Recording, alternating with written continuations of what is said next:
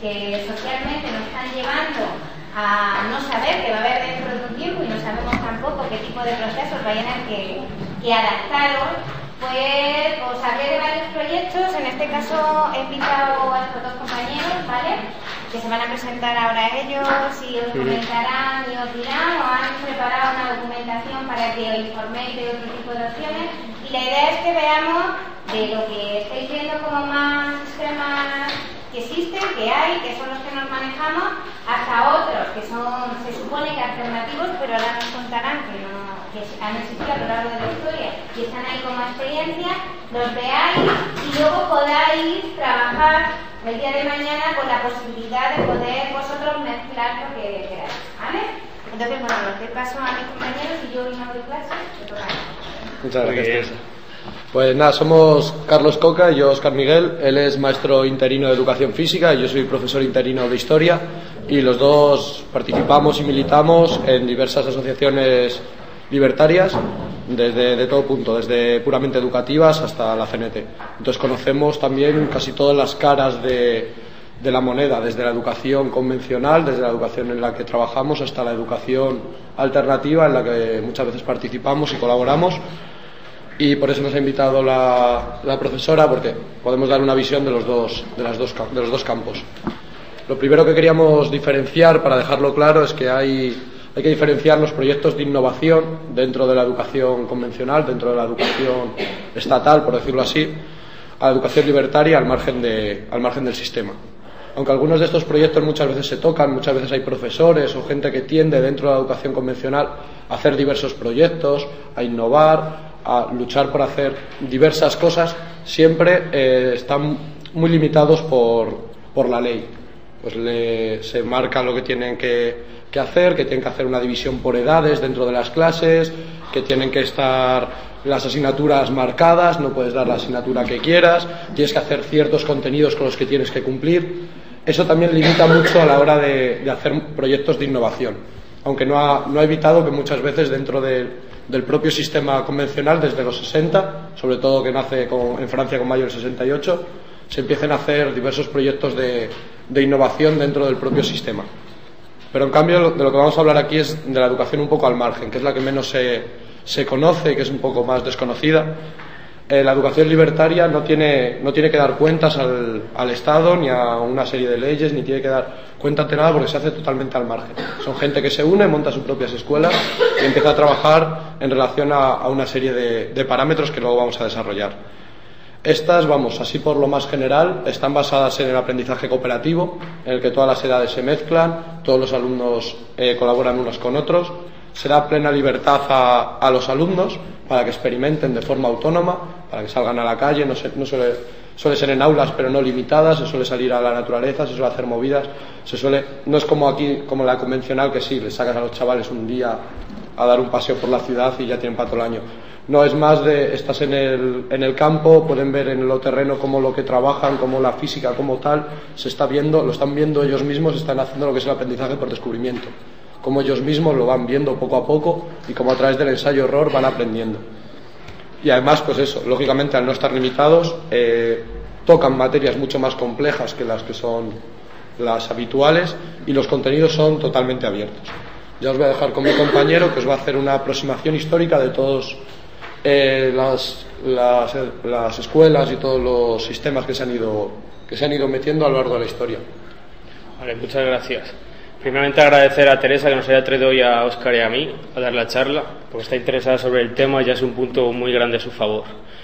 Decir que voy a hacer una aproximación histórica de lo que ha sido la pedagogía libertaria, a lo largo especialmente de fines del siglo XIX hasta la actualidad. Luego Óscar hará una aproximación filosófica. Y al final, si no tenéis inconveniente, podemos hacer un debate en el que vamos comentando vuestros puntos de vista, lo que queráis. Decir también que os hemos dado un folio donde vienen diferentes experiencias que podéis consultar luego tranquilamente en casa. Importante, si es un tema que la verdad no se suele tocar mucho académicamente en las universidades, ni tampoco en las escuelas de magisterio de vengáis, y si en algún momento no comprendéis algo, no dudéis en interrumpir y en decirme lo que no comprendéis y os explica. Vale, el objetivo de esta charla puede ser: ¿es posible o ha existido otro sistema de enseñanza diferente al que conocemos hoy? Y la respuesta es sí. Así podemos entender hoy que el modelo hegemónico, convencional o oficial de enseñanza es tanto el modelo del Estado, es decir, la escuela pública, o el modelo de la enseñanza privada, es decir, el que es de titularidad de particulares. Estos, como sabéis, muchas veces piden al Estado subvenciones y pasan a formar pues parte de la enseñanza concertada. En contraposición a este sistema oficial o hegemónico o convencional, como queramos denominarlo, está la pedagogía libertaria. Este es un campo que, debido a su extensión, dentro de esta aproximación histórica que os voy a hacer, lo voy a dividir en dos partes. En primer lugar, las escuelas y experiencias libertarias antiguas. Y en segundo lugar, la pedagogía libertaria que se está desarrollando en este momento hoy. Relativo a las experiencias antiguas, aunque la verdad que hablar sobre tiempos lejanos, la verdad es un poco rollo hablar sobre historia, pero sí me ha parecido oportuno hacer una aproximación para que podamos comprender qué es lo que llevó a miles de personas a introducirse y a participar directamente en la formación educativa libertaria. Especialmente, yo es el campo que tengo más estudiado y también por cercanía, en el Estado español, que llegó a convertirse la pedagogía libertaria y las escuelas racionalistas en un fenómeno de masas. De esta manera lo he estructurado en los dos grupos que más importantes que hubo. Uno es las escuelas racionalistas y libertarias y, en segundo lugar, los ateneos libertarios. Relativo a las escuelas racionalistas, se ponen en práctica desde finales del siglo XIX hasta el final de la Guerra Civil Española, en el año 1939. Hay que decir que la educación libertaria y la educación racionalista sigue un campo filosófico, político y social muy determinado, que es la ideología anarquista. Los anarquistas buscaban la construcción de una sociedad nueva, en la que no hubiera explotación del hombre por el hombre. Por tanto, se pretendían acabar tanto con el Estado como con el capital como con la religión, a los que entendían que eran los culpables de todos aquellos males que acontecían a la sociedad de su época. Así pronto se dan cuenta que ni el Estado ni las instituciones religiosas van a poder ofrecerles una enseñanza libre de dogmas y realmente antiautoritaria, como ellos desean. Por lo tanto, deciden crear sus propias escuelas. Dentro de sus medios, unas veces las hacían con más ahínco, otras menos, pero deciden que hay que crear sus propias escuelas libertarias. Así, otro punto que es muy importante es asociarse entre ellos. De esas asociaciones, muchas veces donde salen también las escuelas libertarias. Así se llega a principios del siglo y en 1901 es una fecha clave para la historia de la pedagogía tanto de España como de la educación libertaria, pues aparece la figura de Francisco Ferrer y Guardia, que inaugura la primera escuela moderna en la calle Bailén de Barcelona. Ferrer y Guardia es un pedagogo que conoce de primera mano las técnicas y métodos más avanzados de la pedagogía de la época y se pretende revolucionar realmente la educación en el Estado español. De esta manera llega a afirmar que para cambiarla, hacer la educación libre y una educación de calidad, simplemente hay que hacer lo contrario de lo que él vivió durante su infancia. Algunos puntos que defendía Ferrer y Guardia, que pueden ser a modo de característica de su programa educativa, son hacer escuelas autónomas del Estado y las instituciones religiosas, pues dice que solo fuera del sistema se puede hacer verdaderamente una educación progresista para la infancia. El fin de la enseñanza segregada, es decir, que los niños y niñas estén en el mismo aula. Esto es algo revolucionario para su época, aunque a día de hoy lo practiquemos. También la coeducación de clases sociales, es decir, que tanto los trabajadores como la burguesía vayan juntos a la misma aula. Esto suponía en la práctica labrarse unos enemigos poderosísimos y a la larga acabar con la sociedad de clases. También se ganó otro enemigo clave, fue el promover una de las primeras experiencias en nuestro país de enseñanza verdaderamente laica, es decir, que la religión y ningún dogma religioso tuviera cabida en las aulas. También promovía la ausencia de premios y castigos, es decir, la inutilidad de los exámenes. Esto es curioso porque la práctica totalidad de los pedagogos de su época y los que a día de hoy dicen que quieren revolucionar la enseñanza, dicen que no hay que hacer exámenes en las escuelas, ni en los institutos, ni en la universidad. Y es algo lo que verdaderamente a día de hoy no se ha alcanzado, pues se siguen haciendo y es en lo que se fundamentan los problemas escolares y académicos. También hacía una defensa acérrima de la naturaleza, de las nociones de higiene y salud, que esto hoy nos puede parecer la verdad una chorrada, pero en aquella época había muchísimas enfermedades que venían por una falta de higiene. A modo de ejemplo, debían de ser muy abundantes en las escuelas de las congregaciones católicas, que deben de tener muy poca limpieza. El pago de cuotas para los alumnos según la posibilidad económica de los padres, y también la edición de libros y manuales propios. Y otros puntos que veía Ferrer y Guardia, e imprescindibles para la educación racionalista o libertaria, era actividades complementarias, tal como disponer de una biblioteca para la utilidad del barrio, posibilidad de una editorial, así como conferencias nocturnas dedicadas a la formación de los adultos. Incluso propone la creación de una escuela normal racionalista, es decir, que los maestros se eduquen fuera de las escuelas de magisterio del Estado o de las congregaciones religiosas que entonces poseían, para formarse y poder ser el día de mañana maestros de estas escuelas ferreristas. Estos métodos revolucionarios de enseñanza normal no se podían lograr la simpatía de las autoridades, que inician una verdadera cruzada contra Ferrer y Guardia y todo aquel cuerpo de intelectuales y de movimiento libertario que se había volcado en la construcción de la renovación pedagógica en nuestro país. Así, en el 1906 le clausuran la escuela de la calle Bailén, algo que la verdad no puede parar el movimiento de las escuelas racionalistas, pues solo a modo de ejemplo.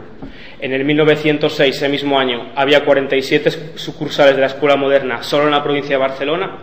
Pero bueno, llega a su culmen cuando en 1909 Ferrer es víctima de un montaje político-judicial en el que es condenado a muerte y tras ser juzgado, es juzgado por un tribunal militar y es condenado a muerte. Sin embargo, Ferrer y Guardia hizo una declaración de intenciones hasta mismamente se encara con el pelotón de fusilamiento, al que le dice una declaración de futuro que es: yo soy inocente, viva la escuela moderna. Tras el asesinato de Ferrer y Guardia, el movimiento libertario adopta muchos de sus métodos pedagógicos aplicados a sus escuelas.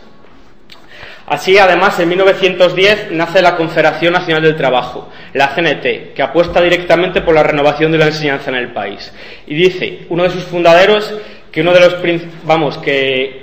lo primero a hacer en el sindicato que se crea en cada localidad es una escuela racionalista para que asistan los niños. Así aparecen en muchísimas localidades y en muchísimos barrios del Estado español, especialmente del este y del sur de España, numerosos ateneos libertarios, escuelas racionalistas y también grupos culturales de raíz ácrata. Algunas escuelas de estas han pasado a la historia, por ejemplo la Escuela Natura del Clot, conocida popularmente como la Farigola, que dirigía Puig Elías, o la Escuela de Alginet, que dirigía Higinio Noja, que tenía unas fantásticas colonias de verano para los chavales en el periodo estival, en el verano. El movimiento de las escuelas libertarias duró hasta el año 1939, año en que es abruptamente interrumpido, pues las tropas franquistas ganan la guerra civil y se inicia una persecución contra todos aquellos maestros y simpatizantes de la educación libertaria, y la verdad no se vuelven a hacer escuelas libertarias en nuestro país. No quería irme sin hablar sobre un campo que la verdad me parece muy interesante de aquella época, que son los ateneos libertarios. Estos vienen funcionando también desde finales del siglo XIX hasta la actualidad, en la que todavía quedan bastantes ateneos libertarios en el Estado. Son una educación que a sus inicios está dirigida tanto a los adultos como a los niños, ya que muchos de ellos, de estos ateneos libertarios, eran los mismos los que organizaban las mismas escuelas racionalistas en sus sedes. Es importante decir que los ateneos libertarios, al igual que la pedagogía libertaria a lo largo de su historia, nunca ha querido subvenciones ni del Estado ni de las empresas, pues quieren ser verdaderamente autónomos. Podemos asegurar así que los ateneos libertarios fueron una verdadera universidad popular para la clase trabajadora de aquella época, a la cual se le había negado su condición social y de esta manera la recupera.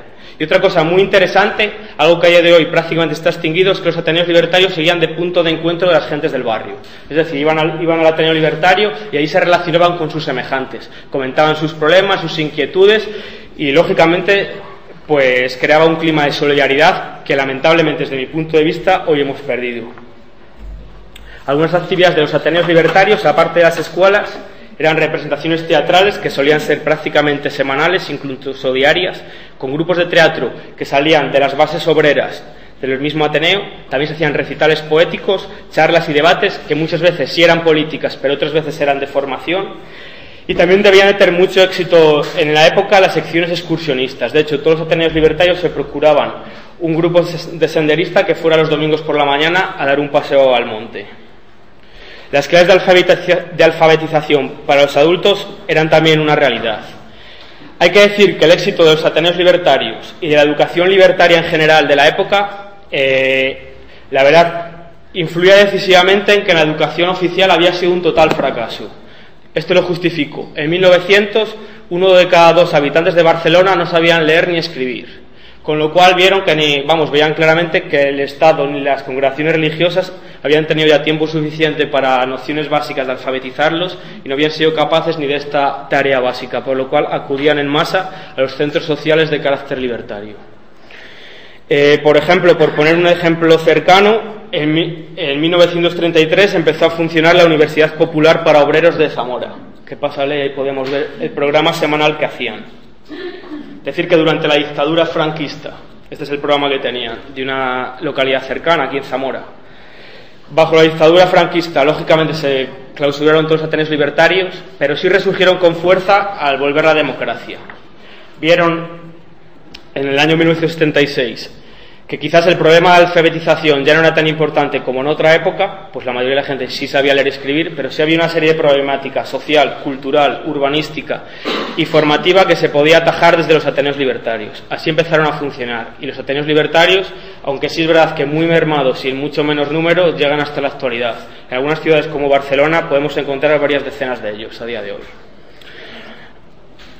Bueno, y no os quiero... Tenía más cosas, me comentaron que eran 1:30, la verdad os iba a meter un poquito más de chapa, tampoco es bueno, pues es bueno que debatamos, aunque en esto no sea algo que se fomente mucho desde la universidad, pero desde ese punto de vista es bueno. Pero bueno, más chapa nos voy a dar sobre las experiencias libertarias históricas. Quería pasar por ello a hablar de las experiencias libertarias y escuelas que se están desarrollando a día de hoy. Para su más fácil explicación las he dividido en dos grupos. En primer lugar, la experiencia fuera del sistema, y en segundo lugar, las experiencias que se hacen desde dentro del sistema oficial a día de hoy. Las experiencias que se realizan desde fuera del sistema oficial las he estructurado a su vez en tres grupos. Uno son las escuelas libres, otros los centros para adultos y en tercer lugar el movimiento por la desescolarización o homeschool. Ahí lo tenéis. Bueno, comenzando por las escuelas libres para niños, decir que no hay ninguna igual, pues todas tienen su propia fisionomía y características.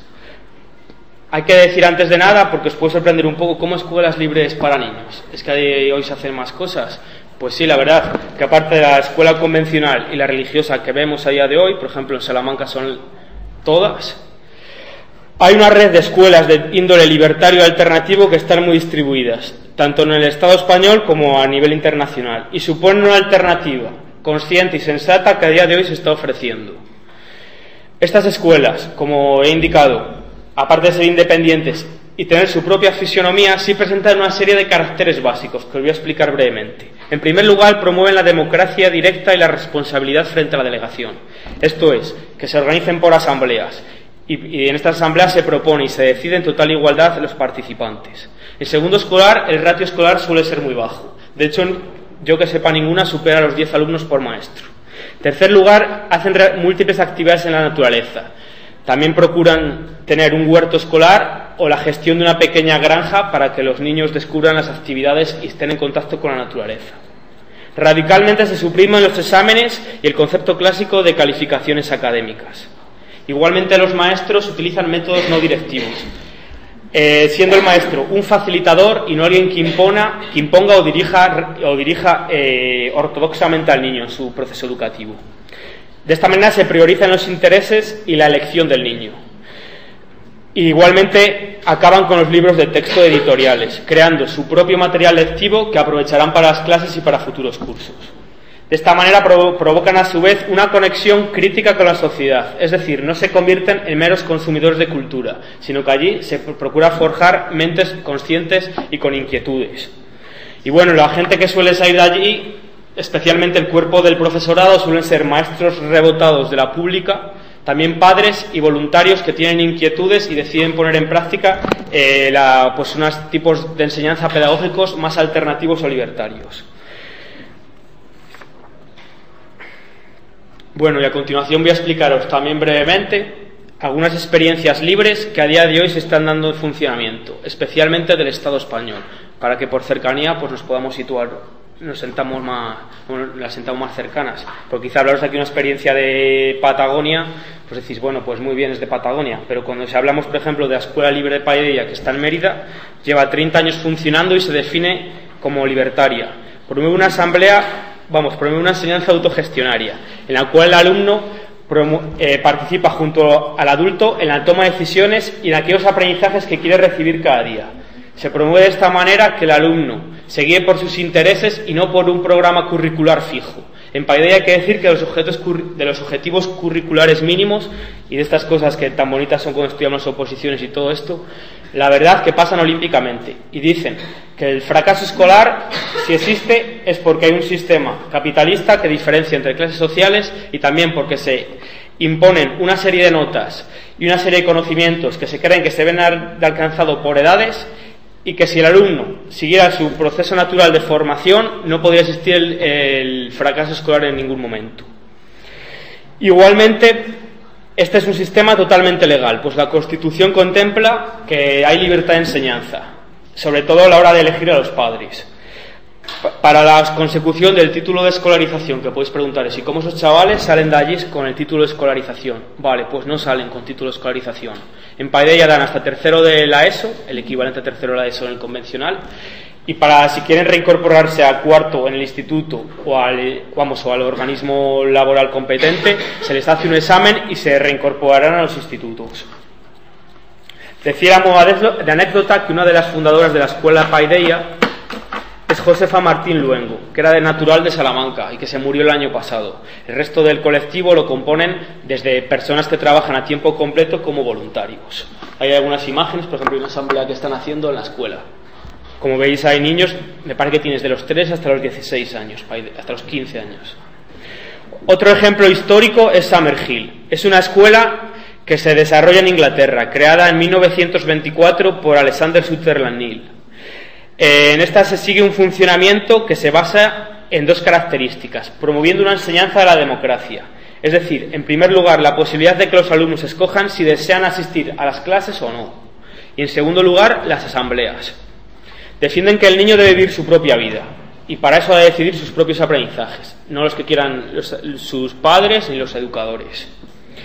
Insisten en Summerhill de un concepto revolucionario que en la pedagogía moderna, incluso yo he tenido a veces que soportar en las clases de magisterio, cuando estudiaba, decir que ya está asimilado, que es el concepto de autorregulación, es decir, que el niño sea consecuente de sus actos. Así a modo de ejemplo, esta autorregulación se llega, en un libro que tiene el Neill, dice: una vez un niño cogió prestada una bicicleta de un compañero. Como no debía saber andar bien en bici, se debió meter un tortazo y la machacó la bicicleta. Y les hubo una asamblea para juzgar qué hacían con aquel caso concreto y dijeron: bueno, al niño que le estropeó la bicicleta hacemos una colecta común y le compramos la bici, pero otro niño que la cogió porque no tenía dinero para tener una suya propia, pues vamos a hacer también otra colecta para que tenga otra. Igualmente esta autorregulación llega también hasta el mismo internado que hay en Summerhill. De hecho, dicen que nunca ha habido una inspección de los adultos en las habitaciones de los alumnos, que ellos tienen que responsabilizarse de dónde dejan el material, si hacen la cama, si aquel día comen o lo que quieran hacer para seguir manteniéndose con vida. Otra escuela libre es la del RUR. La del RUR es una escuela que tiene niños entre 3 y 12 años y se sitúa en un bosque a 1 hora de Barcelona. Una de las características del RUR es que no tiene ni horarios ni grupos definidos. Así se insiste también mucho en el ritmo de aprendizaje. Insisten que el alumno tenga libertad para asistir a los talleres que le ofertan los adultos, o que por el contrario desee explorar el bosque que le rodea, que está previamente delimitado y con bases o zonas específicas de aprendizaje. Igualmente tiene un acuerdo que es, como hay determinados lugares del bosque que deben de ser un poco más peligrosos, solo aquellos alumnos que han demostrado tener la capacidad y la madurez de poder ir a estos sitios, pues pueden ir. Los otros solo pueden ir acompañados de adultos hasta que se aprendan a desenvolver en estos sitios. Pues hay que decir que es una escuela que está en mitad de un bosque. Experiencia similar al RUR es la de Moixaína, en Barcelona. Esta es una educación que su objetivo, su filosofía es decir, vamos a hacer la educación por las calles de Barcelona.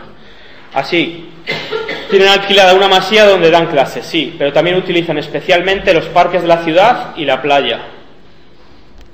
Insisten también mucho, y esta es una idea que a mí me ha parecido muy interesante, el que el padre se implique directamente en el proceso educativo de su hijo. Así, siempre que sea posible, que le acompañe durante el horario escolar a su hijo. Y bueno, experiencias más cercas, pues estamos hablando aquí que si de Cataluña, de Inglaterra, de varios lares, es la de Valladolid, que desde el año 2008 está funcionando también una escuela libre. Se titula La Escuelita. En ella acuden niños entre los 3 y los 7 años y tienen un horario establecido de mañanas y otro de tardes. Por las mañanas, acompañados de unos monitores, tienen un taller de juegos cooperativos. Y por las tardes hacen actividades similares a lo que hoy podríamos denominar como extraescolares en el colegio convencional. Así se ofertan diferentes talleres, que sí clases de idiomas, todo desde una perspectiva asamblearia y no directiva. También realizan frecuentes encuentros y seminarios con los padres, pues defienden que la educación, para que se dé, el padre ha de estar directamente implicado. Y en alguna foto hay, por ejemplo, hay una reunión entre padres y alumnos en la escuelita, que deben de hacer los sábados y los domingos. Y por último, como escuelas libres, en Salamanca también unos chicos han creado el colectivo Guaira, que es un proyecto que busca desembocar en la construcción de una escuela libre en la ciudad de Salamanca y que, bueno, tiene la metodología y también la búsqueda del espacio muy adelantado. Decir que si a alguno os interesa, en el folio informativo que os hemos entregado vienen estas experiencias y bastantes más. Y también realizan los del colectivo Guaira frecuentes charlas a las que podéis asistir, en las que explican su metodología y proyecto. Continuando con las experiencias libertarias que se están dando a día de hoy, bueno, antes de nada, quería decir que os he estado diciendo varias, yo aquí no he dado ninguna como idónea, hay muchísimas más, simplemente quería acercaros otros postulados de escuelas libertarias, pero la verdad es que hay muchísimas. Relativo a la enseñanza de adultos, desde el punto de vista libertario, por denominarlo de alguna manera,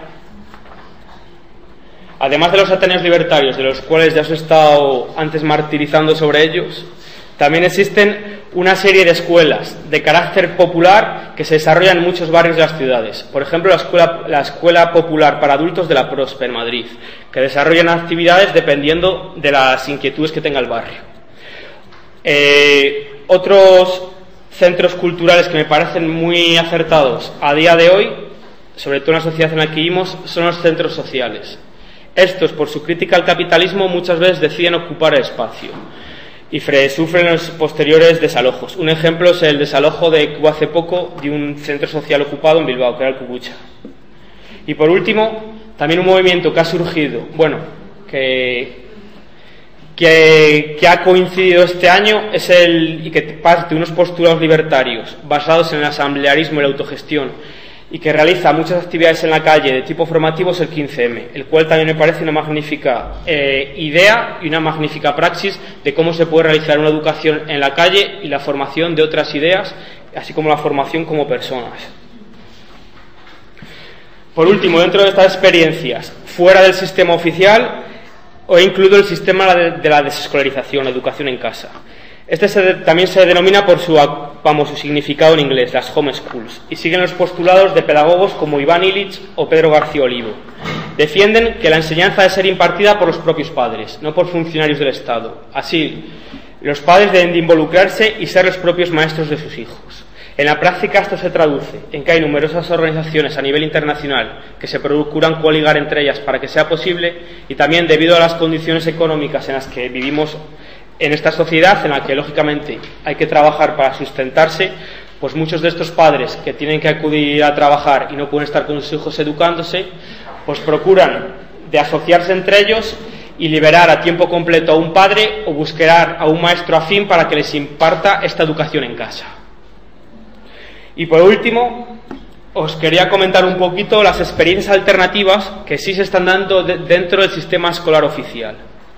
Quería decir que, aunque yo aquí os he acercado a otros postulados diferentes al de la escuela convencional o hegemónica, oficial, como queramos llamarlo, yo sí creo firmemente que sí se pueden hacer muchas cosas dentro de la escuela oficial. Todo depende del interés y de la actitud que le pongan los maestros, y sí, es verdad que muchas veces hay muchas limitaciones y hay que ser consciente, desde la administración, desde la misma dirección del centro, hasta el mismo sistema de oposiciones para entrar en ellas, hasta el aburguesamiento crónico que parece que padecen muchos padres o muchos profesores de la enseñanza pública, pero bueno, poder cosas se pueden hacer, y muchas, y más si te gusta la profesión. En esta línea, dentro de la escuela pública, nacieron en los años 70 los movimientos de renovación pedagógica, que se proponían hacer una enseñanza diferente a la de la época, que desembocara en ser algo totalmente diferente a la enseñanza que conocemos a día de hoy. Aún a día de hoy me parecen algunos movimientos de renovación pedagógica muy atractivos. Por ejemplo, el movimiento cooperativo Escuela Popular, que sigue las técnicas de Freinet. Y así, por ejemplo, un miembro de este movimiento, Abel Roberto Flórez, que es maestro de primaria en el Colegio Público de Pola de Gordón, lleva promoviendo desde hace bastantes años, en sus clases de la enseñanza pública, un sistema asambleario y eliminando los libros de textos. Y con mucho esfuerzo y tesón ha conseguido que la comunidad educativa y los mismos padres lo acepten y lo tengan como un referente ético. Además de que los niños, la verdad, están realmente encantados con este sistema. Similar es el que se lleva en el Centro Público Rural Agrupado de Santibáñez de Villacarriedo, en Cantabria. Y otra alternativa dentro del sistema público son las cooperativas de enseñanza. ¿Qué son las cooperativas de enseñanza? Las cooperativas de enseñanza son escuelas privadas, pero con escuelas privadas con una gestión pública. Es decir, que maestros con un mismo ideario se unen, piden una subvención al ministerio y forman su propia escuela. Estas tuvieron un auge en los años 70 y luego, debido a que le fueron poniendo muchas limitaciones, le pusieron muchísimas limitaciones, realmente se fueron acabando casi todas. Y en la actualidad quedan unas 600, pero sí hay que decir que muchas están contaminadas por un elitismo atroz o por un nacionalismo que se defiende a tope en sus clases. Y yo esas me voy a poner como ejemplo. Hablaré de cooperativas de enseñanza que sí me convencen. Por ejemplo, la cooperativa de enseñanza Pequeño Compañero, que es el equivalente a lo que conocemos como una escuela infantil o guardería en la convencional, que se desarrolla en el barrio Villaverde, Madrid. O la escuela Opeluro en Pontevedra, que desde 1973 atiende a alumnos con necesidades educativas especiales, siendo un referente a nivel internacional, estos chavales de Opeluro. Deciros que el tema de las cooperativas de enseñanza es algo que me apasiona profundamente, no os lo voy a esconder. Pues tiene que ser muy gratificante estar en una escuela, estar trabajando con gente que en primer lugar realmente le gusta la enseñanza y en segundo lugar que tiene un ideario similar a ti.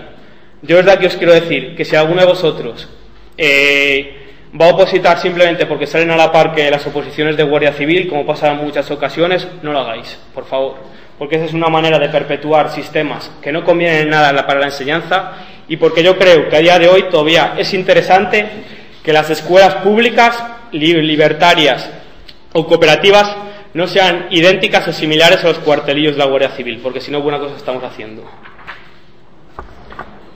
Y por último, os quería comentar un poco propuestas de estudiantes. Vale. De todo esto de experiencias libres, experiencias no libres, experiencias dentro del sistema, fuera, es importante desde mi punto de vista que los estudiantes tengan inquietudes y se involucren un poquito en la construcción de una sociedad mejor y de una enseñanza realmente que desemboque en una sociedad más justa, porque si no estamos haciendo poca cosa. Por eso es importante también, creo yo, que los estudiantes, como en todos los campos, se asocien y con gente que tenga sus mismas inquietudes, forme grupos y así pues iremos construyendo, insisto, una sociedad un poquito mejor.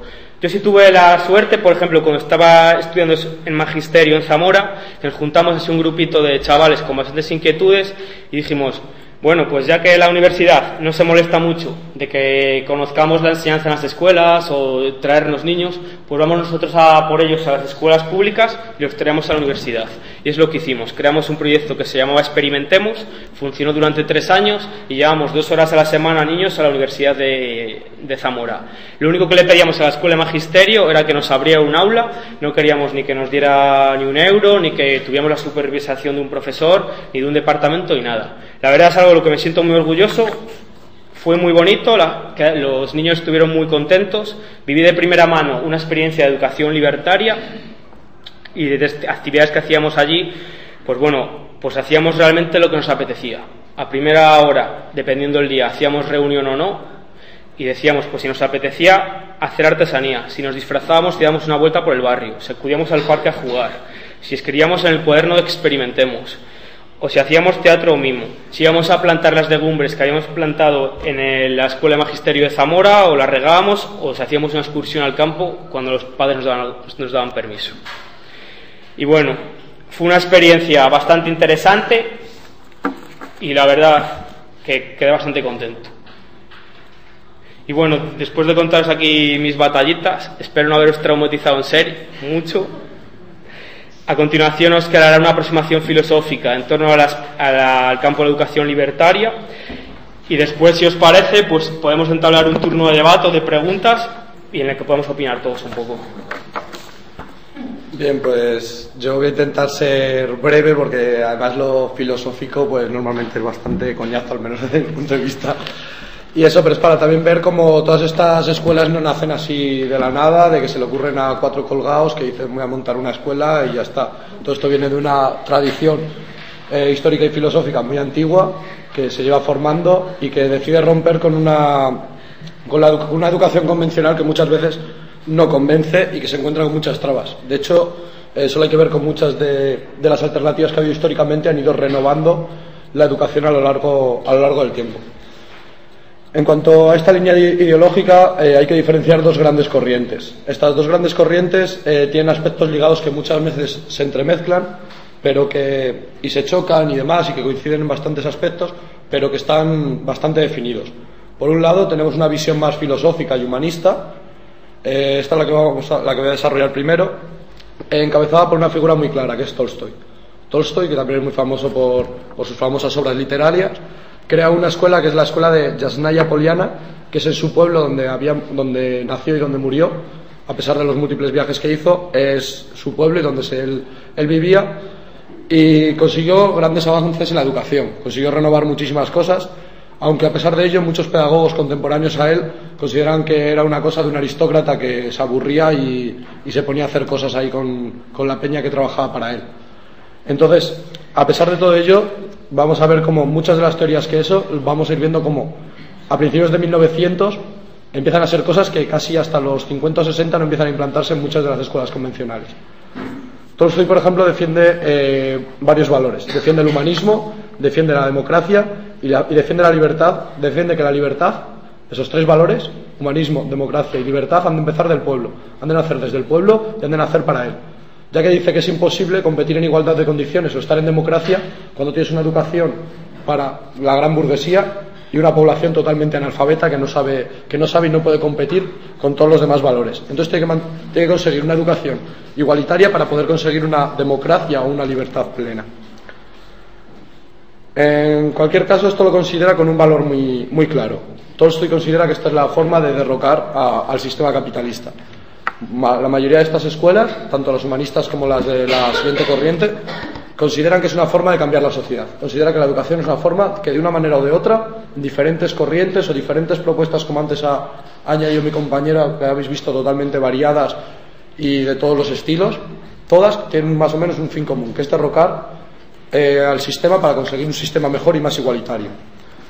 Entonces Tolstoy considera, a partir de las ideas traídas desde Rousseau con respecto a la educación, introduce un nuevo concepto, que es la educación libre. La educación libre o nueva educación la lleva un paso más que todo lo que estaba considerando Rousseau anteriormente, y él considera una de las cosas que ahora la educación libre, incluso la convencional, empieza a meter ya en el aula, que es que el maestro debe participar cuanto menos posible. Ha de ser el alumno el que introduzca lo que quiere hacer, el que haga lo que quiere hacer dentro de los conocimientos, y el profesor ha de ser una guía, ha de ser el que lo mueva, el que diga, sí, esto bien, pero tal, yo te aconsejo tal, pero sean más consejos que nada que tú le impongas a él realmente. Esta consideración del maestro parte de que el profesor no debe influir en el alumno coercitivamente. Ha de ser un consejero, por decirlo de esa manera, o un guía para el alumno. Uno de los grandes principios que coinciden y relacionados a todo ello es el antiautoritarismo. Acabar con todo tipo de autoritarismo, tanto en las aulas como fuera de ellas. Ejemplo de esta lucha contra el autoritarismo es que estas corrientes en ningún caso promueven ninguna ideología. O sea, no promueven ni siquiera las ideologías por las que están abogando. O sea, este humanismo, por ejemplo, defiende que los alumnos pueden aprender lo que quieran, pueden hacer lo que quieran, pueden interesarse por el tema que sea, y no se les influye para darle, por ejemplo, una ideología ni siquiera humanista, ni para, en el otro caso, darle una ideología ya más puramente anarquista. En ningún caso. Como esa lucha contra el autoritarismo, lo que defiende es todo lo contrario. Que sea el alumno el que se interese por lo que quiera, que tenga la ideología que quiera tener, que luche de la forma que quiera hacer y que simplemente sea igual que todos los demás alumnos. Es el único fin que tienen en común de un punto de vista ideológico. La corriente humanista, además, introduce unas corrientes ya a principios del siglo XX, es que el carácter multifacético del alumno, diciendo que para comprender al alumno hay que entender su realidad social. Un alumno no es lo mismo que si tiene que trabajar 8 horas, si, por ejemplo, ya llevándolo a un punto de vista actual, porque esto también lo vemos como algo muy del pasado, pero, por ejemplo, hay alumnos que salen de clase y tienen que ir a trabajar con sus padres, tienen que ir a hacer 1000 historias o trabajan en el campo, están todo el día. No le puedes exigir lo mismo, no le puedes poner el mismo esfuerzo a ese alumno que a todos los demás, que igual no tiene, o un alumno que no tiene que hacer nada al salir de clase. Ese alumno, solo con que haga algo menos, por lo menos desde mi punto de vista y desde esta ideología también, es considerar que ese alumno se está esforzando, está haciendo un esfuerzo valorado con toda su condición social. Y eso también hay que valorarlo y hay que tenerlo en cuenta. No hay que considerar la escuela como algo al margen de todo lo demás de la sociedad, sino que ha de ser algo que está en una relación directa con todo lo mismo. Además, se introducen unas novedades que en el momento eran muy importantes, que es, por ejemplo, empezar a meter colores, imágenes, sonidos, canciones, de todo en la educación. No es solo aquí, pues como se ve ahora. Muchas veces llega alguien, te suelta la chapa, pues casi como estamos haciendo nosotros, te pone un vídeo, te pone un tal y guay. Pero una educación más puramente humanista, más puramente libertaria, trabaja con todo eso en el día a día, en cada momento. El alumno se puede levantar, se puede ir a hacer su cosa, de hecho no tiene ni siquiera la obligación de ir a clase. Es una libertad de que puedan hacer todo ese tipo de cosas. Esto empieza a abogar porque no solo el alumno debe, en este momento, cuando el gran problema era el analfabetismo, lo que defendía, por ejemplo, Tolstoy, es que el alumno no tiene que aprender solo a leer y escribir, no tiene que aprender las nociones básicas. Lo que tiene que importar es que aprenda todo lo demás, la sociedad en la que vive, las corrientes en las que está, el trabajo que va a desarrollar mañana. Todo ese tipo de cosas las empieza a meter en el aula. No son dar la materia de historia, lengua, matemáticas, no, es aparte de todo eso, que también, pero aparte de todo eso, que aprenda a relacionarla con lo que lo va a usar, que aprenda a meterlo en la sociedad en lo que lo va a participar, aprenda a utilizar cosas manuales, empiezan a tener una gran importancia. Además desarrolla un gran punto, que es motivar a los alumnos para conseguirlo. Os voy a poner un pequeño vídeo, como, aunque se vea que eso es algo del pasado puramente, como en el mundo actual tiene totalmente importancia la educación, o sea, la motivación del alumno y cómo es algo Pero, ¿cómo voy a estar atento en clase? Datos y datos, fórmulas, información. Si ya no me acuerdo de lo que estudié el año pasado, que si la capital de cuál he escrito, pero estoy seguro que eso está en Google. Me parece que nos enseñan igual que antes. Nos educan igual que a mis padres y a mis abuelos, y a los padres de mis abuelos. Así es difícil estar motivado. Ahora se ha puesto de moda decir que tenemos TDA, porque ven que no aprendemos en clase. Algunos niños sí que tienen un problema y necesitan pastillas. Todo pastillas. Pero a otros lo que nos pasa es que estamos muy aburridos, porque con las cosas que nos gustan podemos pasarnos horas y horas. Porque en lugar de darnos pastillas, no intentan motivarnos para que seamos creativos, para que inventemos, para que soñemos, que nos den ganas de aprender. Pero si vivimos en una época súper chula, queremos el mundo a nuestro alcance, con un clic. Y yo me paso horas navegando en internet, viendo vídeos, jugando. No sé, es que me pone medio. Piensen en ello.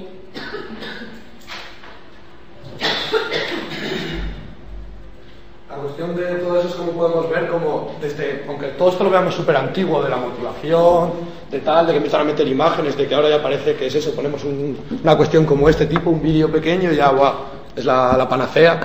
Pues todo este tipo de cosas están muy bien, son cosas que están innovando y de hecho hay profesores que sí que dentro del sistema sí que juegan con muchos de los medios que tienen a su alcance y consiguen realmente hacer motivadoras las aulas. Pero es algo que se hace con muchísimo trabajo y ya sea dentro o fuera del sistema, es algo que es lo más importante que, por lo menos desde mi punto de vista, de conseguir que la gente se motive por los temas, que se interese, y es algo que no viene de ahora, no es algo que se lleva viendo durante más de 100 años, cómo conseguir todo eso. Además, por ejemplo, volviendo ya un poco a lo que estábamos contando del caso de la corriente humanista, el aspecto social, volviendo al ejemplo de Tolstoy, Tolstoy aboga porque hay una educación popular que nazca en el propio pueblo, en la Rusia del siglo XIX, que las escuelas se empiezan a crear desde el mismo pueblo.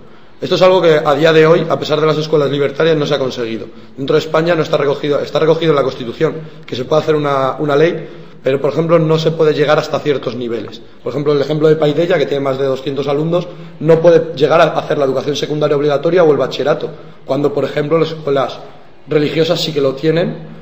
Cualquier otro tipo de escuela fuera de la religiosa no lo puede conseguir, no puede hacerlo. Llega un momento en el que a los 15 años tienen que entrar en el sistema sí o sí, por lo menos si quieren un título y quieren trabajar a día de mañana los chavales, lo cual es normal porque tú no vas a dejar tampoco que tu hijo viva al margen de toda la sociedad en el campo de forma maravillosa. Entonces, para conseguir todo eso, normalmente lo que haces es, a partir de los 15 años, todos los alumnos tienen que ir a la convencional. Lo que también resulta muy curioso es que todos estos chavales que han trabajado sin exámenes, que han trabajado de forma autónoma, que han trabajado de tal, prácticamente no hay ni un solo caso de fracaso escolar. De hecho, son alumnos que suelen aprobar de forma buena, que suelen tener mayores conocimientos de la media de cualquier tipo de educación pública, y como alumnos que ni siquiera tenían la obligación de ir a clase, si realmente se consigue algo motivador, esos chavales van yendo a clase siempre, sea en el horario que sea, no tienen por qué ir ni siquiera por las mañanas, pueden ir por las tardes, pueden ir tal, como sin ni siquiera obligarles, al conseguir motivarles, se puede conseguir todo ello, de que esos alumnos participen, vayan y consigan unos conocimientos y una cultura que muchas veces en la pública no se consigue. En cuanto a, volviendo ya a esta corriente, las teorías de Tolstoy engloban, por decirlo así, toda la corriente humanista y filosófica. Pero también está muy llena, por buscar la gran pega que tiene esta corriente, de contradicciones a la hora de ponerla en práctica. La teoría fue fantástica, de hecho repercutió en muchísimos de los pedagogos posteriores a él, pero en la práctica muchas veces se iba fuera del sistema. Un ejemplo es su propia escuela, desde Asnaya Poliana. La creó para educar a hijos de los campesinos de sus propias propiedades, cuando estaba abogando por acabar con un sistema y buscar una sociedad sin clases y una sociedad igualitaria. Es una contradicción gordísima y por la cual fue muy criticado. Aunque sí que es cierto que el Tolstoy, a su muerte, cede todos sus terrenos para esos campesinos que puedan trabajar en ello, pero la forma en la que vivió iba bastante en contra de las ideas por las que estaba abogando. Ya yendo a la segunda corriente, la segunda gran corriente es la pedagogía más puramente anarquista y se diferencia fundamentalmente en que tiene la idea mucho más clara de que es un cambio social. La educación ha de ser un cambio social y se ha de luchar para ello. Entonces, en cuanto a ese cambio social, ha ido fuertemente ligado tanto al movimiento social, político o sindical. Por eso muchas veces se reúnen ateneos libertarios, como hemos hablado antes, hay centros sociales autogestionados para el barrio, ateneos populares, de todo tipo, porque no solo se considera que la educación ha de estar dentro de esa lucha contra todo lo demás y ha de ir ligada a cambiar la sociedad en el trabajo, en el Estado, etcétera, etcétera. Todas estas pedagogías antiautoritarias, muy vinculadas al anarquismo, aunque algunas son puramente de ideólogos anarquistas, otras veces son de otro tipo de ideólogos que son luego asumidas por el anarquismo sociopolítico. Un ejemplo es Neil y su inspiración en el psicoanálisis, que luego se incorpora, o por ejemplo George Rogers, que dentro de la psicología humanista dentro de esa psicología no diferenciaba entre médico-paciente. Fue uno de los que introduce que no se debe diferenciar entre médico-paciente, y eso es algo que luego es asumido por profesores al no diferenciar entre maestros y alumnos, al considerarse iguales a través de asambleas, a través de todo ese tipo de cuestiones. O también el caso de Freire, que seguro que se han hablado un montón de él. ¿Freire? Paulo Freire. Bueno, pues Freire abogaba por un humanismo basado entre dos diferenciaciones claras del dominado y el pobre contra todos los demás. Dentro de todo pensamiento libertario, ya haya nacido dentro de sus propios ideólogos o luego asumido, es una reflexión que se ha ido relacionando históricamente con estos movimientos, y por eso ha tenido claro dentro de la educación varios fines, que es acabar con el poder económico de una clase burguesa o de una clase dominante frente a una dominada, el poder de las iglesias. Todos sabemos, por ejemplo, en el Estado español además es muy claro que las iglesias asumen el poder de la educación, porque el sistema estatal no tenía la capacidad a principios del siglo XIX de dársela, y es algo que seguimos viendo ahora. Casi el 33% de los institutos que hay actualmente son concertados. Eso, vamos, aboga además, los que somos interinos nos viene muy bien, porque con todas esas plazas estaríamos trabajando todos. Pero aparte de todo eso, en esa cuestión es uno de los fines de esto. También el poder de las familias. Se consigue que las familias han de estar directamente inmiscuidas, aunque estén trabajando, aunque estén tal, han de participar directamente en la escuela, en la medida que puedan, pero tienen que acercarse al alumno, tienen que participar en ella, tienen que estar muy ligadas. Y ya por último, intentar abogar por el poder del Estado, intentar acabar con que haya, por ejemplo, en educación, unas políticas restrictivas que no permitan todo ello. Esta idea del antipoder se vincula a la escala educativa como la idea no directiva de la educación, esa idea que decíamos antes de que hay que acabar con la autoridad y de que el alumno ha de ser solo un guía.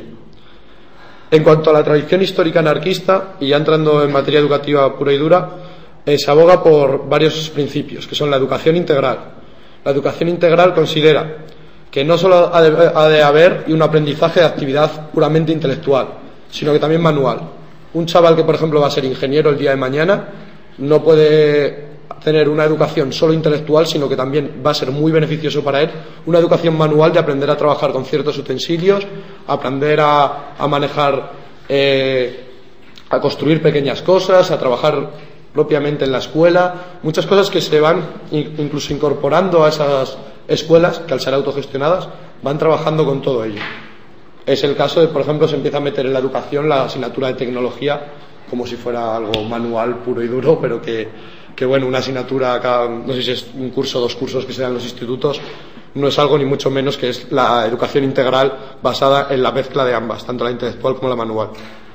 También la educación racional, que antes hablaba mi compañero, y por ejemplo la educación mixta. La educación mixta, donde primero se empieza a ver en todo el mundo, es la educación libertaria, el que hombres y mujeres estén en la misma clase. Eso es algo que introducen como novedad desde todo el ideal anarquista.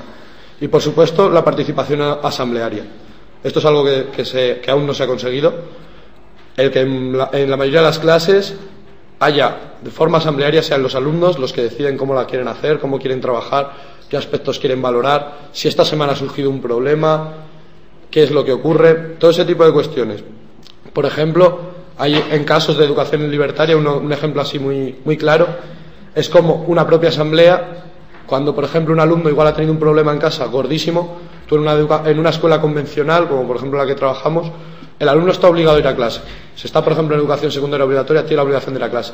En cambio, en una educación libertaria, la asamblea muchas veces, cuando el alumno va o demás, le dice: no, hoy no vengas, esto no tiene esto, asumimos que los días que necesites para recuperarte, lo que es ir viendo cómo se va desarrollando propiamente la necesidad de cada momento para jugar con ello. Además, como decíamos antes, todos los ideólogos anarquistas coinciden en una cosa, que es no condicionar a los alumnos. Estos consideran que en todas las escuelas anarquistas jamás se ha de hablar del ideal anarquista. Si los alumnos se interesan por él, tienen libros, tienen cuestiones, se pueden interesar por él, pero jamás se habla sobre él. Es algo que ellos, si lo quieren descubrir bien, si tienen otra ideología, pues la tienen, pero el ser totalmente antiautoritarios defiende que no se ha de imponer ningún tipo de idea, ni siquiera las propias de esa escuela. Sobre estos ideales hay varias cuestiones que desarrollan, sobre todo, pues dos de los grandes también anarquistas son Bakunin y Kropotkin. Desde el principio empiezan ya a hablar de la educación, lo consideran uno de los grandes valores en los que hay que trabajar y uno de los principios. Por ejemplo, Bakunin defiende que la educación ha de estar basada en el abandono progresivo de la noción de autoridad, como decíamos, y habla de una fraternidad intelectual entre la juventud instruida y el pueblo, que ha de ser una comunión, hablándolo a términos actuales, sería una comunión entre escuela y trabajo. Tanto los chavales que están trabajando en la escuela, que están aprendiendo, como los que están ya trabajando en una edad más madura, lo que vienen a llamarse adultos, Tienen que participar y relacionarse unos con los otros y beneficiarse ellos también de un aprendizaje cooperativo. Beneficiarse de lo que el chaval está aprendiendo, del ideal que tiene, de que ha descubierto, que vaya su padre y le diga, mira, he descubierto esta cosa, ¿qué tal? Y el padre se interese y le diga, pues mira, yo también te puedo enseñar sobre esto otro, y sea un aprendizaje común y diario en todos los aspectos de la vida. Kropotkin también se declara un abanderado, por ejemplo, de la educación integral, y se opone a esa división, sobre todo en cuanto a lo que decíamos antes, la división entre trabajadores intelectuales y trabajadores manuales. Lo que venía a ser antes el obrero que trabaja en la fábrica del obrero que está trabajando en, por ejemplo, un profesor. Se puede ver claramente, él considera que han de estar unidos y que han de aprender unos de los otros y han de trabajar en comunión. Es la única forma de conseguir una educación plena. Algunos de los ejemplos también de este tipo de escuela los introducen Robin y Faure, que crean dos orfanatos en Francia, en los que tanto los niños huérfanos como los hijos de los proletarios de todo el sur de Francia, de hecho, se juntan a este tipo de educación que aboga por todos estos valores. Además, impulsan, sobre todo, una de las grandes iniciativas es la creación de talleres, para que los alumnos aprendan directamente oficios útiles, algo que luego la educación convencional ha desarrollado en lo que viene a llamarse pues un poco las FPs, que podría ser. Pero esto va bastante más allá, es la colectividad, es que todo lo que se produce, tanto lo que tienes en casa como aprender a trabajar en el trabajo, como todo lo aprenden a hacer los chavales, sean de cualquiera de las ramas que sean. Hacen desde muebles, la producción agrícola, todo lo aprenden a desarrollar. Esta cuestión de común lo marcan también en lo que decíamos antes de una alimentación sana, de higiene y contacto, que reduce de hecho bastante la muerte de muchos de los trabajadores en el momento, porque era uno de los grandes problemas que no se tenían en cuenta en la educación convencional de principios del siglo XX. Por ejemplo, hay una gran polémica cuando dentro de las escuelas anarquistas introducen la educación sexual. Eso, muchísimos padres dicen, esto no se puede dar, esto no se puede hacer, esto en esas escuelas no se puede hacer, cuando ahora, por ejemplo, estamos viendo que incluso en la época actual también crea crispación dentro de algunos sectores, quizás de la derecha. Pero vamos, sigue creando gran frustración en cuanto a todo eso, y cómo es algo que empiezan a introducirlo dentro de la higiene y del contacto también la educación sexual. Además, consideran que la cuestión de recompensas o la educación de recompensa y castigo están totalmente prohibidas, porque son algo de jerarquía. Tú has hecho algo bien, te doy un premio, tú has hecho algo mal, te castigo. No, aquí es la propia asamblea, los propios chavales los que deciden cómo se autorregulan, como si a un chaval le tienen que decir, oye, te estás pasando, eso que estás haciendo no se hace bien, se lo dicen. Los chavales no son idiotas, por mucho que muchas veces los tratemos como tales. Los chavales son como pequeños adultos y de hecho es que si les da la oportunidad te lo demuestran enseguida, y cómo ellos se autorregulan de esa manera y no necesitan el premio o castigo como forma de educación. Otra vertiente que había introducido mi compañero era también la desescolarización, que también tiene una cuestión ideológica muy marcada. Yo citaré simplemente a Illich, Reimer, Goldman y Holt. Estos luego lo vamos a pasar, no hace falta que copiéis ni siquiera los nombres, con que os quedéis un poco con las ideas que estamos desarrollando. Las teorías de desescolarización nacen en un contexto de optimismo económico. Después de la recuperación de la Segunda Guerra Mundial, se empiezan a dar cuenta de que mucha gente pues no le hace falta trabajar, o solo con un miembro de la familia que trabaje, pues el otro puede encargarse de la educación. Esto es una teoría que, bueno, está relacionada, pero también tiene sus cuestiones, porque también hay muchas veces que son de padres que no son puramente un homeschooling directo, sino son padres que quieren imponer a sus hijos sus ideas.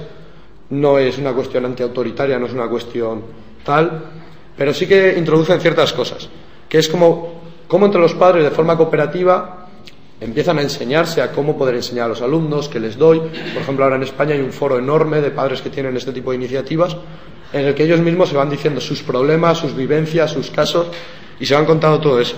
Eso también favorece mucho el autoaprendizaje, tanto de los propios alumnos como de los propios padres, que van aprendiendo cómo hacerlo. Esto lo vienen a llamar en la educación fuera de aulas y sin aulas. Y, por ejemplo, muchas veces está inspirada, como es el caso que introduce Goldman, en las escuelas de la antigüedad en Grecia. Las escuelas de los clásicos que podemos ver, como Aristóteles o demás, ese tipo de escuelas están directamente basadas en este tipo de cuestiones. Y una vez que hemos hablado, por ejemplo, de todo esto, que lo vemos como también algo muy del pasado, de principios del 20, Lo que os voy a poner es una canción que de hecho introduce una cuestión muy clara de los problemas de la educación convencional, ni siquiera solo en el Estado español, sino además es un ejemplo de fuera de ella. Introduce cómo la educación, aunque nosotros la veamos como eso, ahora metemos TICs, ahora metemos muchas cosas, que yo no digo que estén mal, ni mucho menos, de hecho es que yo estoy trabajando así y muchas de las cosas que pueden hacer tienen muchísimas posibilidades y muchísimo favor, pero por conocer cómo no es lo único. De hecho, lo que queremos con esta charla es que veáis que no es lo único, que hay muchas posibilidades, muchas escuelas, y que veáis un poco que no es solo la escuela convencional lo único que existe, por lo menos. Luego podréis criticarla, podréis decir que es mala, podéis que tal, podéis interesaros y decir un día voy a pasarme por una a ver cómo funciona de verdad en la práctica y no solo en teoría, o eso ya como veáis, pero por lo menos que saber que existen. Eso yo la verdad que le agradezco mucho a Teresa, porque no mucha gente introduce este tipo de temas. No creo que, a mí por lo menos en la universidad jamás nadie me ha hablado de nada fuera del sistema, por lo menos en educación. Y la verdad que es eso. En cuanto a lo que son el contexto ideológico, la educación hace más de 200 años que tiene la misma teoría. La educación nace, por lo menos la educación convencional nace con un fin muy claro: meter a los chavales en una fábrica. Los chavales, no hay que ver cómo estáis sentados, todos en orden, callados ante una figura de autoridad que está subida en un puesto superior. Tenéis que estar 8 horas sentados, no os podéis levantar. Si la figura de autoridad os manda a callar, os tenéis que callar, o por lo menos tenéis que responder. Es lo que es enseñar a obedecer. Todo este tipo de sistemas intentan abogar porque eso no, por lo menos no es lo correcto, y que ha de intentar cambiarse. Os voy a poner eso, el ejemplo de una canción de que no es ni siquiera solo aquí en este estado donde se puede ver.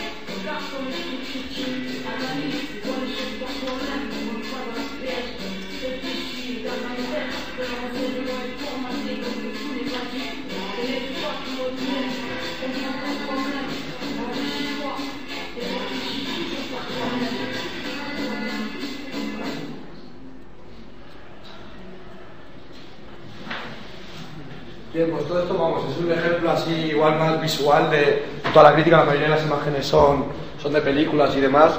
De hecho, se puede ver desde la educación, que empieza con Mussolini, de cómo van andando una de las imágenes, cuando van todos andando y demás, hasta lo que son fábricas puras y duras, educativas, considerándola en ese plan. La cuestión es que, o sea, la convención, incluso ideológica desde el principio, está marcada como una de las... como una teoría para eso, para formar realmente adultos que se callen, que obedezcan en las fábricas. Ahora se han introducido muchas cosas, es verdad que no es lo mismo que hace 100 años, pero aún así hay muchas de las cosas que aún se mantienen, sobre todo ideológicamente en materia educativa, que siguen siendo exactamente igual. De que tú ahora, por ejemplo, un chaval que por ejemplo, yo por ejemplo que doy historia, de una teoría que no entra en los libros, que no tal, ese chaval no aprueba o no es rechazado, se sale fuera, no se le permite ese margen de idea. También siempre va a depender del profesor, pero en cualquier caso, abogando en lo general, tendemos a que ese chaval tiene que saber esos contenidos, estos contenidos marcados de esta asignatura, tiene que aprender eso, y no se puede, no, da igual que sepa otras cosas, eso no importa. Lo que tiene que saber es esto y ya está. Y además de esta forma, si lo aprende de esta forma, todavía mejor, porque así el chaval le funciona mejor. Yo lo que quería introducir, además ya con la cuestión actual, que vamos a empezar ahora igual con el debate. Bueno, aunque está claro que actualmente la educación desde las instituciones del poder, desde que ha empezado el estado del bienestar, desde los 80, que empiezan las grandes democracias y demás, ya no se plantea con esos aspectos claramente autoritarios o represivos, como podíamos ver muchos en la imagen. Por lo menos no son tan visibles. Lo que hay es un conjunto de medidas o de estructuras que hacen un control directivo del alumno. Lo que decimos, que tengan que aprender unos contenidos concretos, que tengan que saber casi unas ideas concretas. Tú coges un libro de texto, por ejemplo, de historia, yo lo digo porque es de lo que más sé, de cualquier editorial, y casi ninguna aboga por ninguna cuestión. Los temas los tocan muchas veces muy por encima, sin profundizar y demás, y solo hay que ver que prácticamente el 99% de los profesores tienen sus propios apuntes y pasan del libro porque no llegan a nada. Entonces eso es lo que decimos, de que llevan un control directo. Entonces la idea, además de todo este tipo de escuelas, sobre todo actualmente, es que la formación de individuos ha de ser, o sea, esos individuos han de pensar de forma propia. Lo que hay que enseñarles es a ser críticos y a decir, pues esto me lo creo, esto no me lo creo, esto tal, que le enseñes un esto de periódico y diga, pues esto es de tal ideología porque tal, aquí me están intentando decir eso. Eso es lo que tienen que aprender los chavales, y eso es lo que de verdad les va a favorecer el día de mañana. Además, aquí yo creo que es algo en lo que hay que profundizar, porque vemos toda esa cuestión directiva dentro de las escuelas en la gran eficacia de los propios medios de comunicación. Dentro de los medios de comunicación se ve cómo te dan ciertas cosas, ciertas no, etcétera, etcétera, y eso es a lo que van tendiendo también las escuelas, y por las que aboga también cambiar ese espíritu crítico de decir, tampoco me creo lo que me dicen los medios de comunicación, o por lo menos no me los creo a pie juntillas, y voy a buscar información por mi cuenta, me voy a interesar en internet, voy a buscar lo que sea para entender lo que está pasando de verdad y no lo que me cuentan cuando pongo la tele a la hora de comer. En cuanto a esta cuestión, nada, simplemente así como conclusión, no está de más comentar la gran diferencia que existe entre la elaboración de contenidos desde ese tipo de poderes a cuando se empiezan a formar desde los propios profesores, o ya en otros tipos de cuestiones que decíamos actualmente, la tradición revolucionaria de ateneos, sociedades obreras, periódicos alternativos o medios alternativos, centros sociales autogestionados o otro tipo de escuelas libres. Por ejemplo, son otro tipo de eso. Yo la verdad que os animo a interesaros. Yo no os digo ni que sea la verdad absoluta ni que sea nada, allí cada uno tiene su ideología, tiene su interés, pero por lo menos conocerlo, ver que existen y decir, pues voy a leérmelo un día a ver qué cuenta esta gente, a ver si son cuatro colgados de verdad o igual hay cosas que sí que me interesan. Y yo creo que sin más podemos pasar un poco al debate.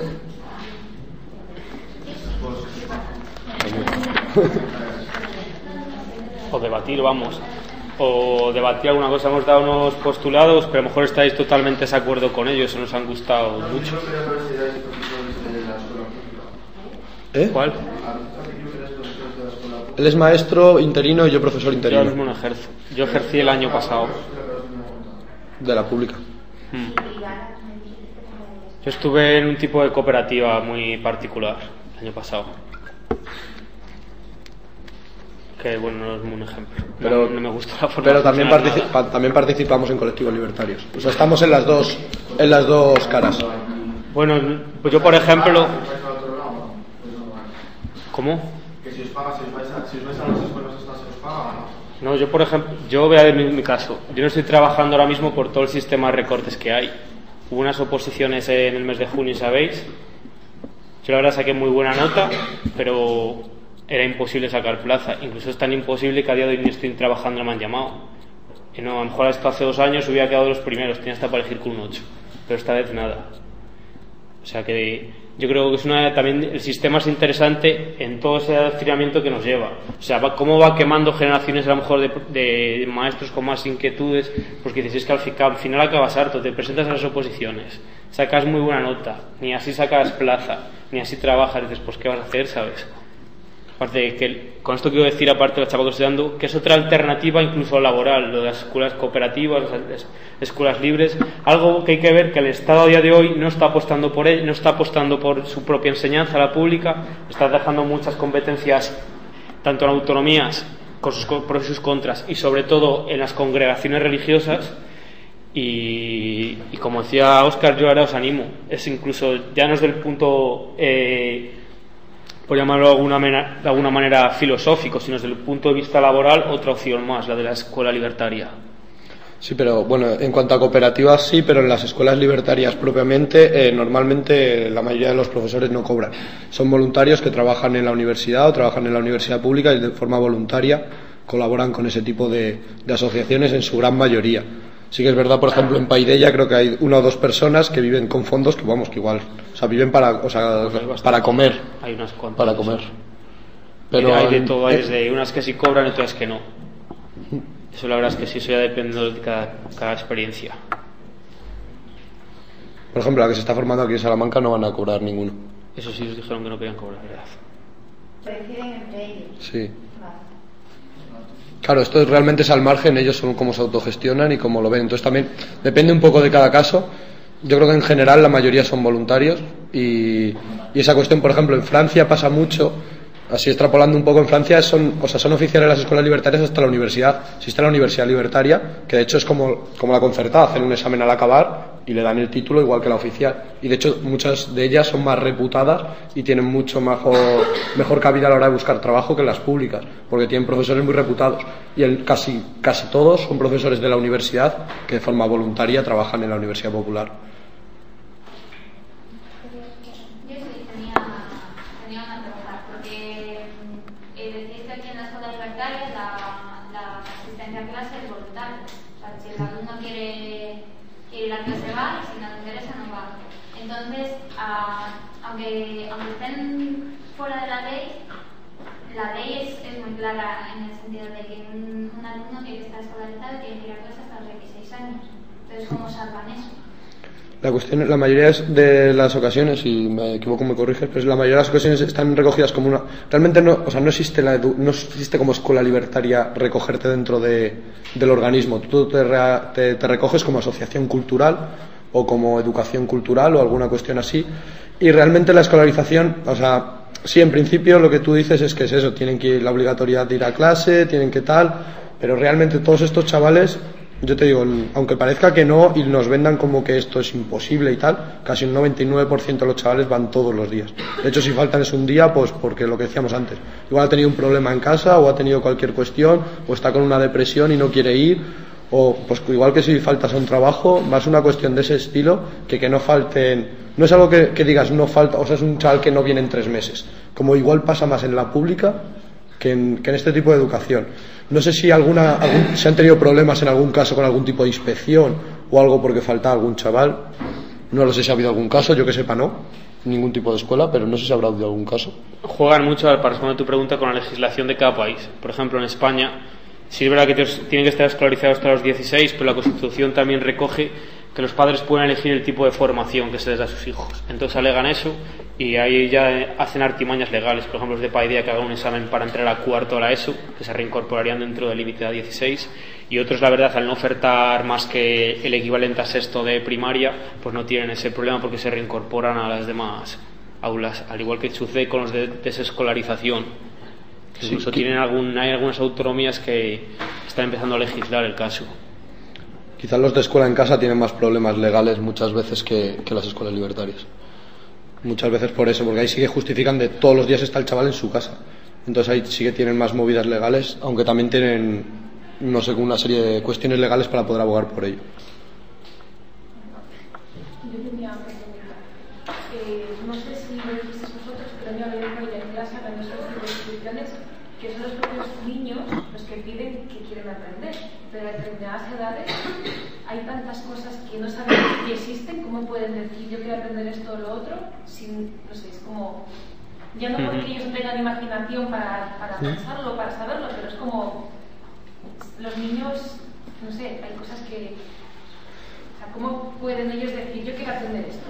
Por ejemplo, lo que hacen muchas veces es, más que incluso solo la materia que quieren aprender, lo que hacen los chavales es la forma en la que lo quieren aprender. Por ejemplo, los chavales igual te dicen, pues si están ahí en el campo, como muchas de las escuelas libertarias o tal, bueno, no en el campo, pero igual a las afueras de las ciudades, que están en contacto directo con la naturaleza, pues muchas veces es, bueno, queremos salir al campo a tal, pues aprovechan para, por ejemplo, darles biología o darles matemáticas o darles tal a través del contacto natural con las plantas. Por decir, pues mira, esta planta responde a una ecuación de tal, de no sé qué, y les empiezan a explicar todo eso a través del propio contacto.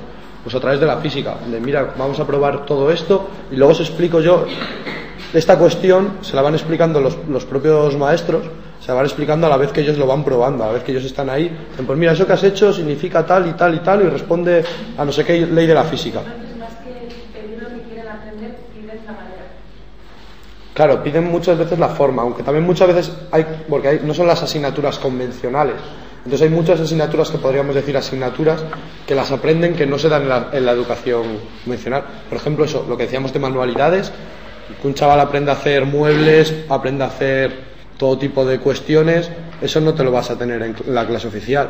Entonces ese tipo de materias sí que muchas veces son ellos los que abogan por aprenderlas, porque no son materias cerradas. De hecho, muchas veces ellos le van ligando diferentes asignaturas. Puedes estar hablando de historia y meterles un detalle de biología. Eso es, de hecho, la educación integral.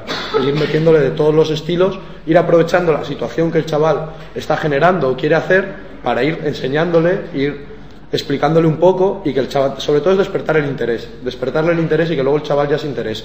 Si tú, por ejemplo, un chaval, y se nota mucho, por lo menos en las prácticas que he tenido, cuando tú le empiezas a introducir de forma curiosa de, mira, pues esta es la ley de la física de no sé qué, o esta es tal, el chaval luego igual, aunque parezca que no, igual va a un libro y dice, pues si le has fomentado una curiosidad desde pequeño, no es como una escuela, lo que estamos acostumbrados nosotros que nos han educado en escuela convencional. Ellos están acostumbrados a ese tipo de curiosidad, el aprender ellos de forma autónoma. Entonces, igual van a un libro y dicen, pues esta ley tal, pues es verdad, no sé qué, tal. Y lo van aprendiendo muchas veces por ellos mismos, y de hecho se ve como pasados muchos años lo retienen mucho mejor que los chavales de la otra educación, que estamos acostumbrados a exámenes, 3 días, te pones ahí a morir y a las 2 semanas no te acuerdas de la mitad. No sé si he respondido bien a tu pregunta. Yo quería hacer una pregunta que además me hicisteis vosotros, me parece, en clase. ¿Sabéis o conocéis casos de que hayan estado en ese sistema, luego, por ejemplo, de Paideia, que luego van al sistema convencional? Yo estuve en una de las experiencias, pero no sé si conocéis vosotros cómo se adaptan a encontrarse con el otro sistema, porque está claro que llegan a los 16 años, a los 16 años hacen el examen y pasan a este sistema de golpe. Sí. Es decir, conocéis gente y demás que hayan vivido esa experiencia. Sí. El otro día hubo además un debate, pues estuvimos en lo del colectivo Guaira, que son los que intentan hacerlo aquí en Salamanca y tal, y hubo de hecho el mismo debate. Y la cuestión, o sea, lo que se estuvo hablando, de hecho había gente allí que había estudiado en Paideia y demás, es que lo dicen muy claro. Dice, sí, los primeros días que vas a la escuela convencional, dice, yo me he tirado una semana llorando.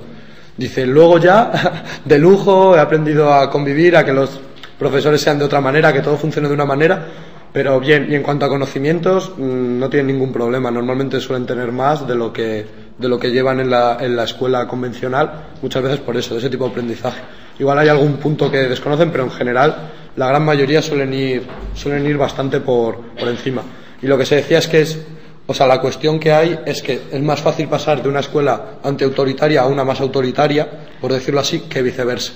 Dice, el gran problema es cuando gente que ha empezado en la convencional pasa a la libertaria. Dice, porque eso sí que crea muchos problemas. Por eso, de hecho, por ejemplo, Paideia o la mayoría de las escuelas no aceptan niños de más de 6 años.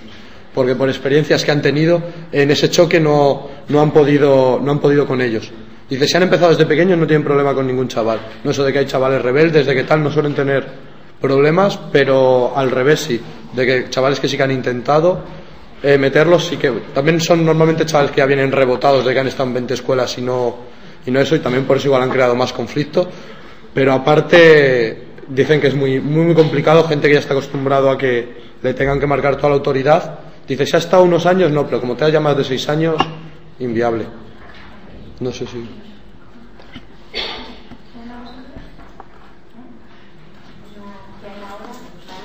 Vale. Vale, a ti, Teresa, vamos.